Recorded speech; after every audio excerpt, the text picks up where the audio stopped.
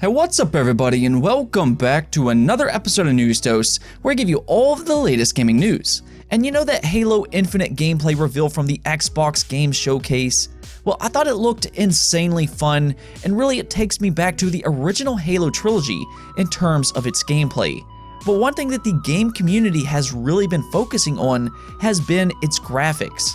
Well, I do have some good news for fans anxiously waiting for Halo Infinite this holiday, and it looks like from a visual standpoint, Halo Infinite will look much better when it does release. So stick around and we will talk about that. Also, I do have some more good news for both Halo as well as Fable, but before we get into all that, first let's go over some of the quick news, starting off with Suikoden. Yeah, that's right, you probably was not expecting to hear about Suikoden, the legendary PlayStation 1 JRPG franchise. I know many fans believe that Suikoden 1 and 2 in specific are some of the best JRPGs of all time, and a lot of people really want a game like those yet again. Well, what if I told you that the original creators to those games decided to make a new JRPG that they want to do, and are searching for crowdfunding on Kickstarter? Well, that's exactly what's happening starting July 27th, when you will officially be able to crowdfund Eiyuden Chronicle 100 Heroes. Now, there is no gameplay trailer just yet, though they do plan on releasing a trailer on the 27th, but I will say from the pictures alone, the art style here is absolutely gorgeous. It very much reminds me of Octopath Traveler, and I've even went on the record saying I would like to see more games do that type of art style. Much like Octopath Traveler, it does seem like the game will focus on multiple characters, and even though I did not care for Octopath's story in specific, this is coming from the creators of Suikoden, so who knows, this may turn out to be really good. They're only searching for $500,000 on Kickstarter to develop this game on PC, and if it reaches its stretch goals, it will also come to the Xbox Series X, PlayStation 5, and the Nintendo Switch. So if you liked Suikoden, or you just like old school JRPGs, this may be a game you want to go support starting July 27th. Speaking of JRPGs, we did get a new game announcement, which actually kind of surprised me. Out of nowhere, Earthlock 2 has been announced, though it will be a bit different than the first game. The first Earthlock was a turn-based RPG very similar to old-school JRPGs from the 90s, but the sequel will be more of an action RPG this time around. It, however, is set in the same world, and yeah, I do think the first game was pretty solid, so I will be interested to see how the sequel turns out. It will be available in 2022 for the Xbox Series X, PlayStation 5, Xbox One, and the PlayStation 4. Unfortunately, a Nintendo Switch version has not been announced, which I do find to be a little bit surprising, but the original Earthlock did come to the Switch years after the original release. So who knows, maybe they'll port it to the Switch after the initial release. We can only hope, right? Moving on, Ghost of Tsushima has now been out for a week, and apparently it's pretty popular. In fact, it's the fastest selling first-party original IP for the PlayStation 4, selling a whopping 2.4 million copies in just 3 days. That is huge, especially for a brand new IP. What's cool about this though is just how well it's doing worldwide, or in Japan in specific. This is a samurai-based game which does a good job historically, so it should not be a major surprise it's doing well in Japan. But it reportedly exceeded Sony's expectations and has been selling out over there. It sold more than 200,000 units in Japan alone, and that is just incredible.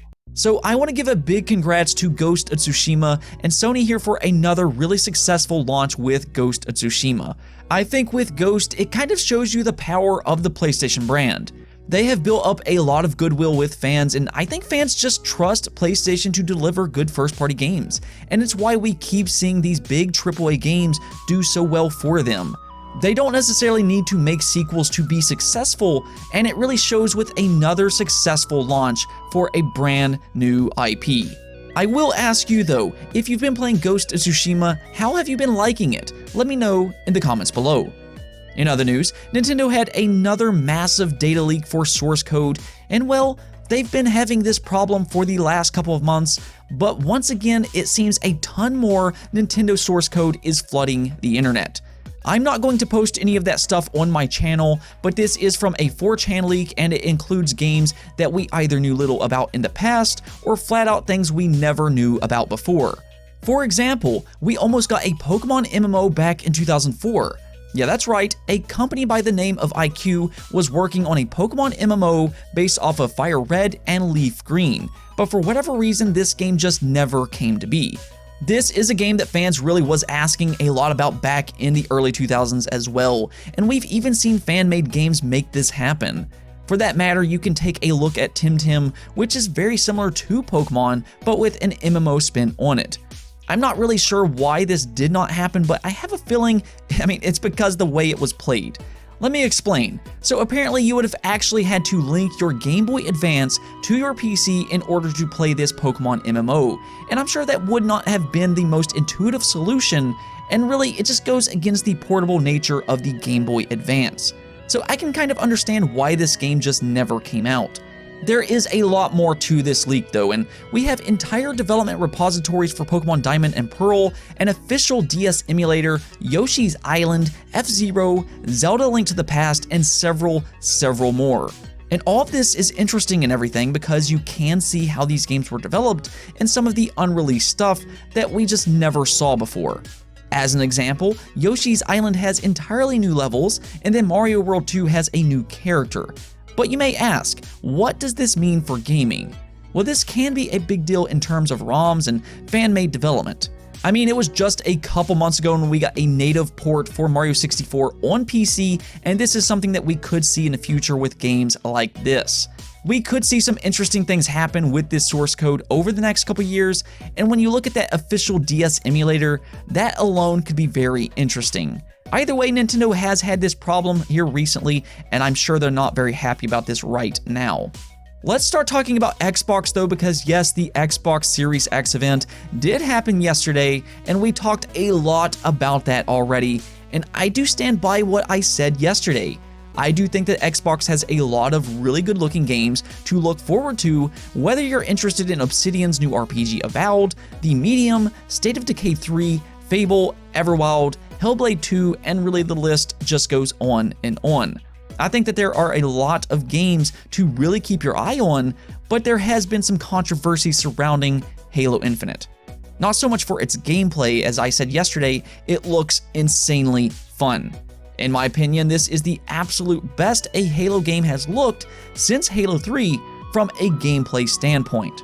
Halo Infinite really seems to be going back to Halo's roots and bringing back what made that original trilogy just so special in the first place. But in terms of visuals, it's not exactly a game that many would have expected to be a next generation leap.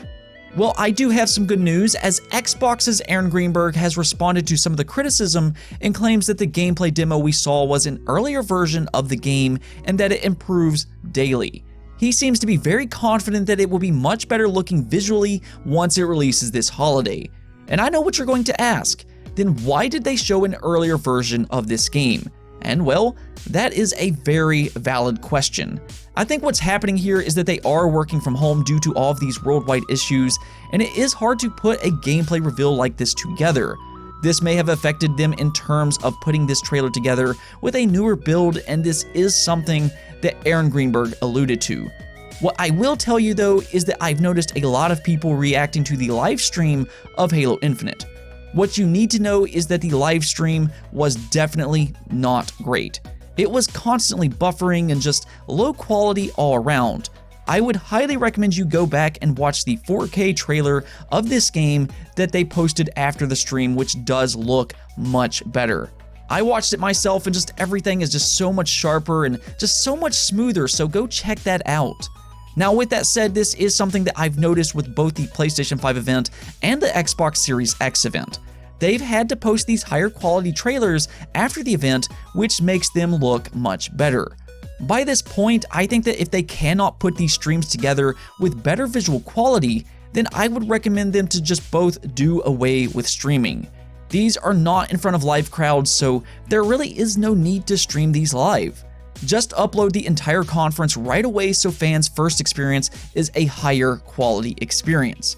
Just a recommendation there. As I said yesterday though, one other thing about this trailer is that I'm pretty positive it does not have ray tracing. They did note that ray tracing in Halo Infinite will not be available at launch, but rather it will get an update afterwards, and I cannot stress this enough. Ray tracing will absolutely make a big difference in terms of graphics once it's applied. I've said this several times in the past, but I believe from a graphical standpoint that ray tracing will be the biggest difference next generation. So that update should help a lot, though it is unfortunate it will not be available day one, or as far as we know right now. Still though, I do think that Halo Infinite looks insanely good in terms of its gameplay, and it's exactly what I wanted from Halo. I'm super excited to play this game, and again, go check out that 4K trailer, which does look a lot better than the original stream. With that said, there were still two controversial rumors floating around today. One was that Halo Infinite was going to ship without multiplayer. In other words, it was going to release after the single player, which would be odd considering how big Halo's multiplayer is. Well, the good news here is that 343 Industries has confirmed this rumor is false. So if you have heard that rumor, don't worry about it because it is not true. As of this moment, it looks like Halo Infinite will ship with both single player and multiplayer. As for this other rumor, it was believed that Fable was going to be an MMO, but this too apparently is not true. It will be a single-player action RPG. It may have some multiplayer aspects to it, and right now there is some speculation that it may be kind of similar to Forza Horizon, which essentially is some kind of shared world, though even that is not confirmed. This is purely speculation right now, so we're just going to have to wait to hear more. Anyways though, that's it for this video, but if you liked the video, don't forget to hit the bell notification and subscribe button for more content just like this. Also, if you want to support the channel on Patreon, that would be greatly appreciated. Peace out.